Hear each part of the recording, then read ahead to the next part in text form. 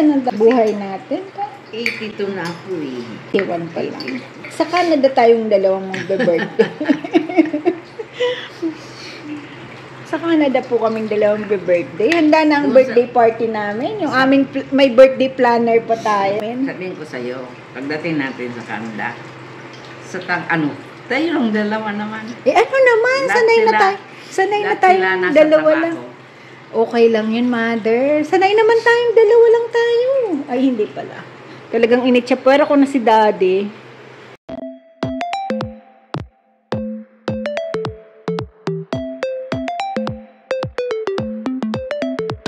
Natanong po ni ate, sabi ko, good morning ate, kasi good morning sa kanila, good evening sa atin, sa amin sa Pilipinas. Sorry for my hair.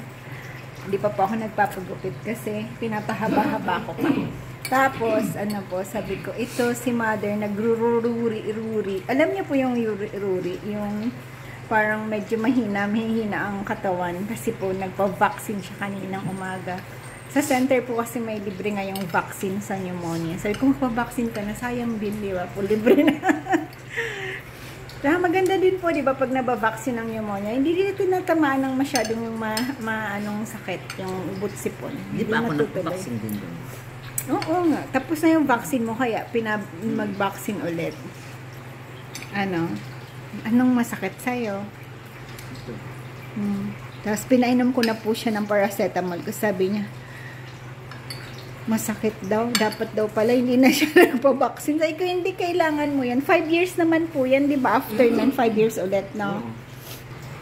Naging busy po ako this past few days. Ayan po, inaayos ko yung mga dog. Ayan. Bago ko siyang hindi pa, yung dalawa po hindi pa. Kasi malamig po ngayon. Kaya hindi ko talaga kaya lang medyo na-invest po kami ng garapata, nagsisimula na. Kaya nagbigay na po ako ng yung anak ni Sinto, yung dog niya daw lumalaki ang tiyan. Sabi ko baka may pwede pa nagpa-vet nila. Si Bella ngayon, medyo tumigil yung blood, Hindi, parang sampalukan ko yan, Ano kayang maganda doon? Baka naman buntis. Hindi. Maliit na. Maliit pa, papi. Usually, pag papi talaga, may mga ganun. Tapos, yun lang nila, minsan nag-overfeed yung magulang. Nag-overfeed. Kasi wala pang Kaya dapat... Wala namang magulang. Isang... baka nag-overfeed sila. Kunti-kunti lang pagpapi, hindi pa pagkainin ng grabe sabi ko sa'yo dati mga anak ng 4 season natin dati ganon pag kumain talaga naman parang there's no tomorrow, kaya kasi ang laki ng tiyan.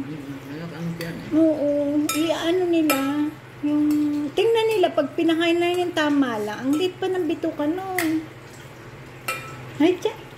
Ay, baby ko. Ay, sumong siya. Maring kang marikiniging. Bam, bam. Ay, siya. Na-invest po kami ng garapata. Kasi nga po, di ba na-delay yung Bravecto namin. Gawa ng si Bella nga po, may sakit. Kaya na-delay ko po yung Bravecto. Ngayon, laglag na. Nilaglag. Di ako makadot. Pinowder ko na po si Bella. Kasi nung ni-razor ko siya, sabi ko medyo madami-dami. Nakakatakot po. Kasi katabi namin matulog yung city na talaga. Katabi namin matulog. Pag ganyan, parang alam mo, ginagapangan ka din. Ay, oo. Wala bang gana o magana? Hindi, sayang. Inuubos siya po yung food. Ito pa, mother. Ako na inubos ko po itong isang bottle ng aking fermented na mango. Ayan. Tapos iniinom-inom ko to. Sarap po nito. Ayan.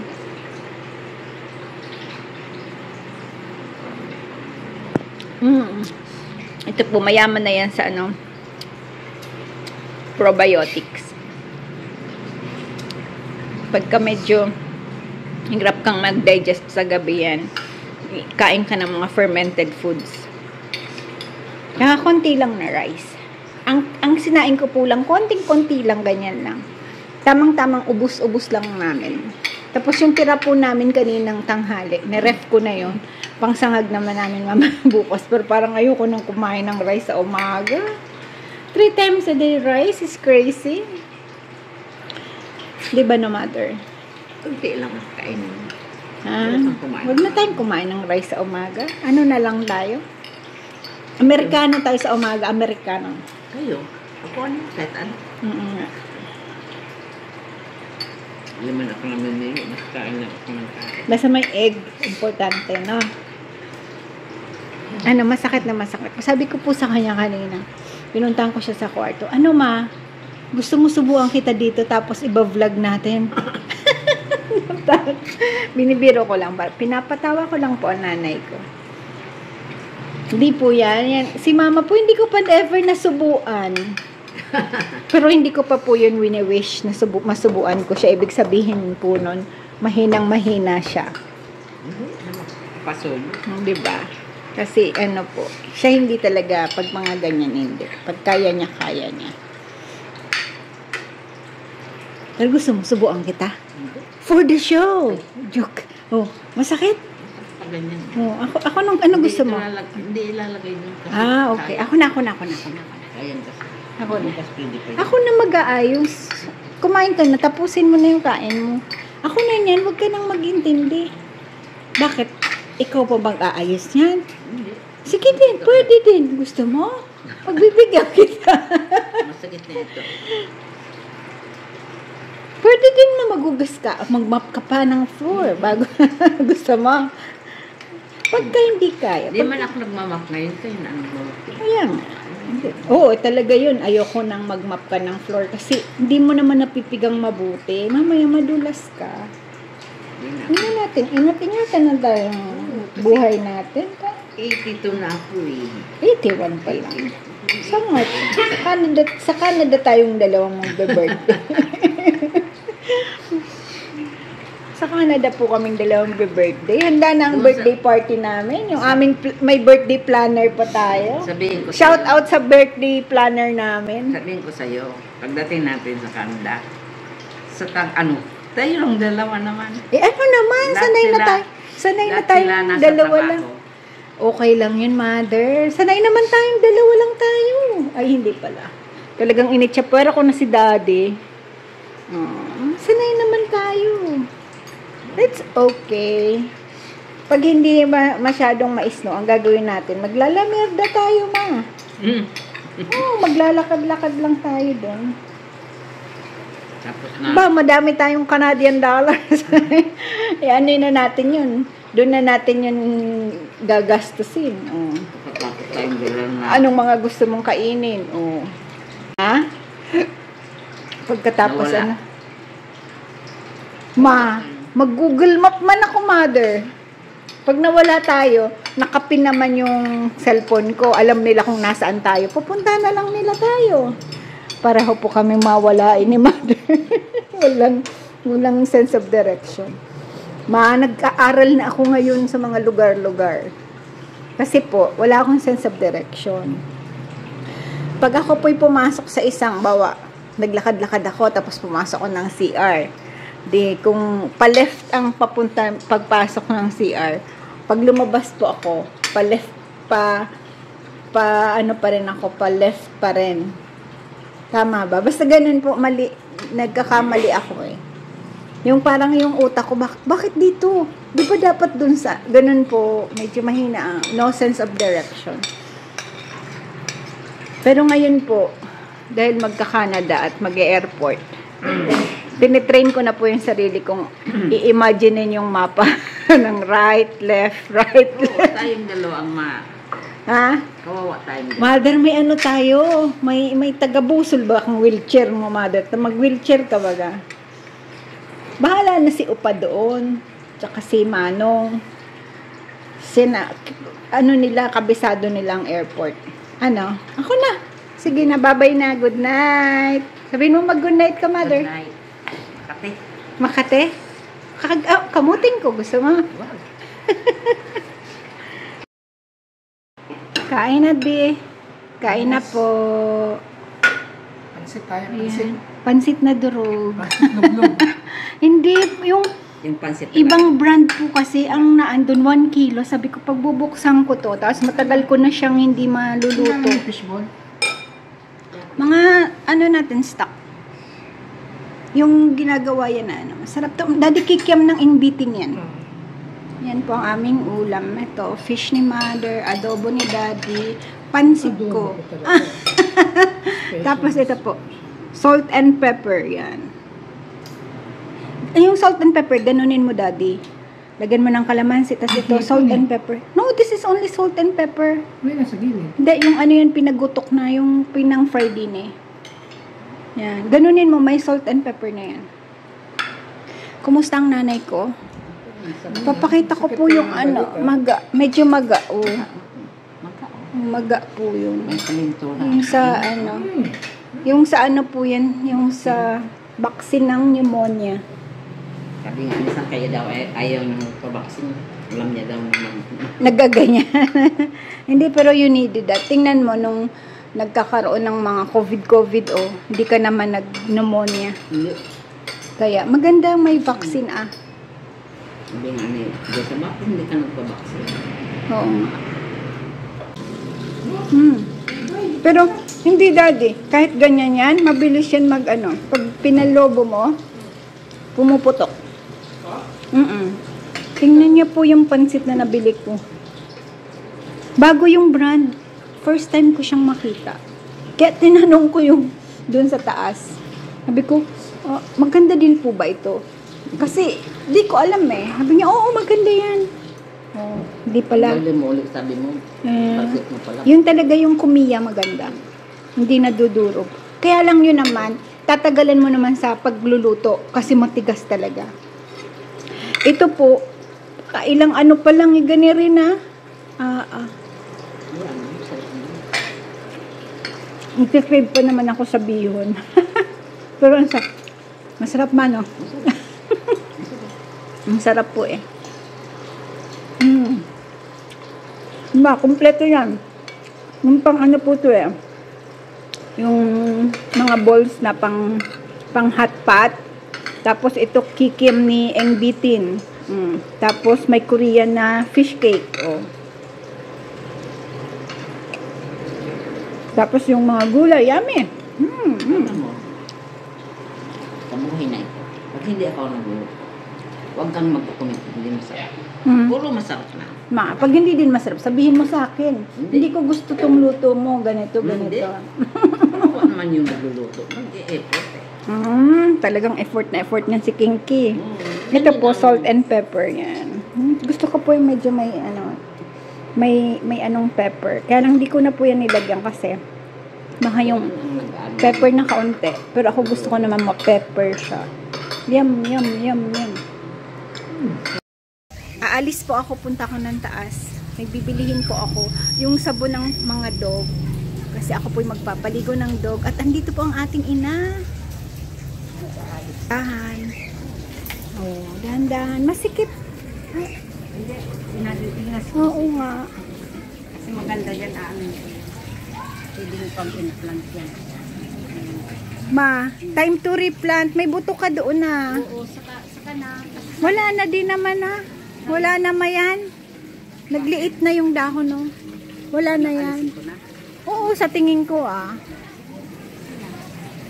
Hindi na, wala tayong makukuhan dahon, no? Hindi na maganda, eh. Ha? O, sige. Ako'y aalis na. Mag-ingat, ne? Taas lang naman ako.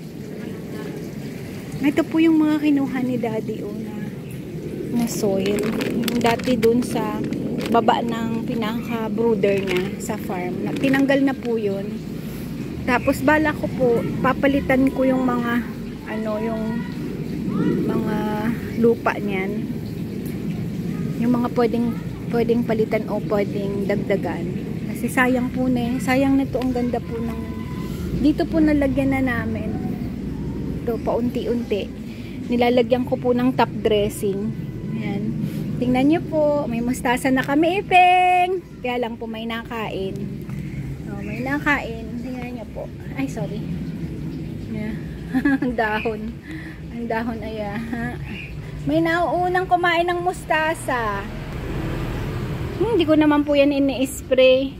Mamaya po, magtitimpla ako ng sibuyas. bawang, tapos sili. Yun po ang iaano natin dyan. Tapos ito, kung kayo'y biglang gustong mga sim-ngasim, ito po, organic yan. Liit. Di ko na po yan nilagyan ng commercial na fertilizer. Ayan. Tingnan niya po. Masarap ah.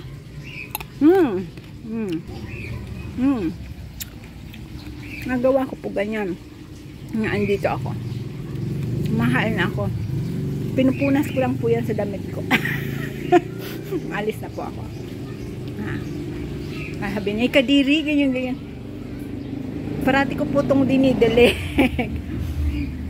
For your information, sa magbabash, dinidiligan ko po ito everyday. Para ko siyang pinapaliguan. At kadidilig lang. Harap. Ako po'y aalis na.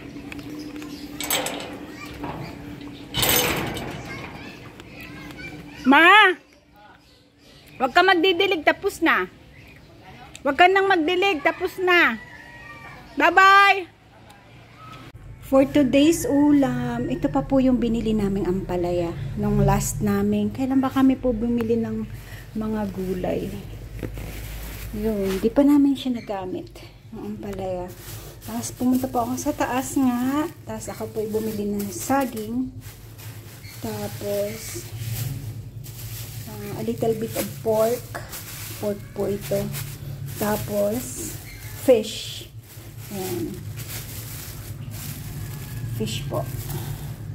Meron pa po kami isda dyan. Kaya lang, yung kahapon po, ewan ko po kung magluluto ngayon. Kasi meron pa kaming yung may tawusin na bisugo. Malamang hindi po ito isa-separate ko lang into two portion. Tapos ito po, pang pang emergency. Iaano ko din lang, lalagay ko lang muna sa freezer. Hindi pa po lulutuin. Kasi kami po today magsasabaw ng baka. Tapos nga may leftover pa kaming bihon. Yung bihon ko pong durog. 'Di ba? Pero masarap po siya. Magsusutay na lang po ako ulit ng vegetables. Kasi yung sunutay ko pong vegetables, naubos. So, walang gaanong lahok yung Meron din pong lahok na gulay. Kaya lang kami naman pag kumakain ng bihon na ganun, gusto namin may nakasutay na vegetables. Yung isasama mo pa habang kumakain kayo. Kain po tayo. Ito po yung aming soup. Ito lang po niluto ngayon. This one. Ito po, yung hiniwalay ko na yung gulay ng sabaw.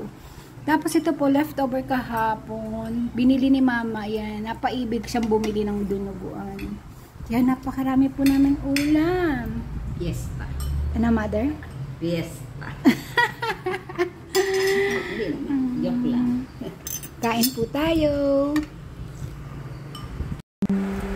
I am determined to be cheerful and happy in whatever situation I may find myself. For I have learned that the greater part of our misery or unhappiness is determined not by our circumstances, but by our disposition. Thank you for watching. Please like, subscribe, push that notification bell, and share. Maraming salamat po. To God the glory.